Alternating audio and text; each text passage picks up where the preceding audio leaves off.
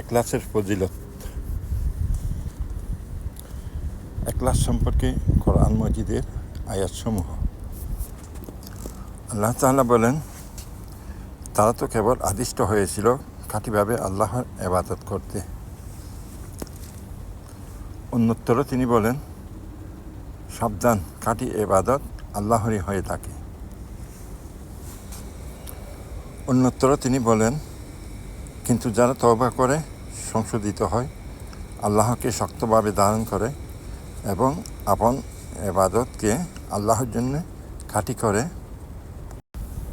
অন্যত্র তিনি বলেন, অতএব যে তার পালনকর্তার সাক্ষাতে আশা করে সেই জন্য সৎকর্ম সম্পাদন করে এবং নিজের পালনকর্তার ইবাদতে কাউকে অংশীদার না করে।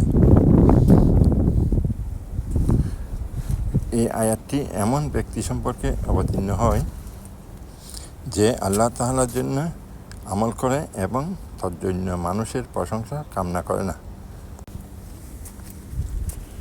রাসূল আকরাম সাল্লাল্লাহু আলাইহি ওয়াসাল্লাম ইরশাদ করেন, তিনটি বিষয়ে মর্দে মুমিনের অন্তর খেয়ানত করে না। 1, আল্লাহর জন্য আমলকে খাঁটি করা।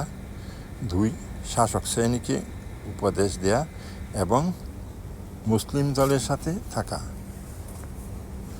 হযরত হাসান রাদিয়াল্লাহু তাআলা আনহু থেকে বর্ণিত এক হাদিসে কুদসিতে আল্লাহ তাআলা বলেন, ইখলাস আমার রহস্য, আমি যাকে ইচ্ছা এই রহস্য অবগত করি।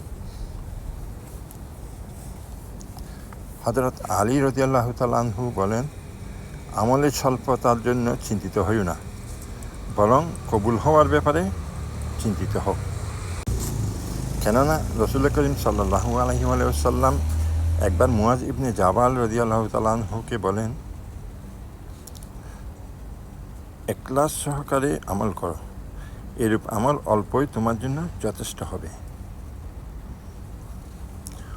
অন্য এক হাদিসে আছে, যে ব্যক্তি 40 দিন ইখলাস সহকারে আমল করে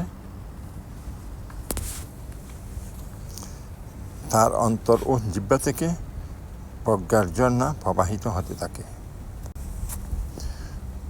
পরবর্তী পর্ব হাসরের মাঠে যে 3 জনের প্রথম বিচার হবে জানতে ফলো করুন।